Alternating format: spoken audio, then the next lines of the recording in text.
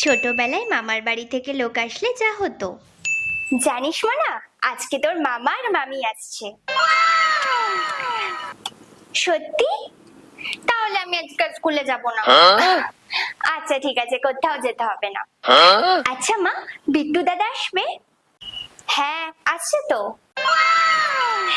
তাহলে আমি বিট্টু দাদার সাথে সারা বিকেল বেলা খেলা করব। তুমি না আন্টিকে না করে দিও, আমি আজকে পড়তেও যাব না। আচ্ছা ঠিক আছে। বড় হবার পর যা হয়। এই মোনা শোন, একটু বাদে তোর মামা মামি আর বিট্টু দাদা আসছে।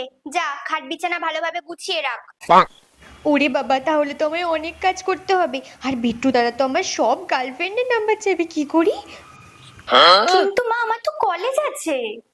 তুই যে কালকে রাতে আমাকে বললি আজকে তোর কলেজ নেই। না না, কলেজ আছে আছে। ও থাক গিয়ে, আজ আর কলেজ টলেজ যেতে হবে না। আমি একা কত কাজ করব। এবার তোমায় সারাদিন খাটিয়ে মারবে, কি যে করি ভালো লাগে না, দূর। শোন, একটু তাড়াতাড়ি মুদিখানায় যা তো।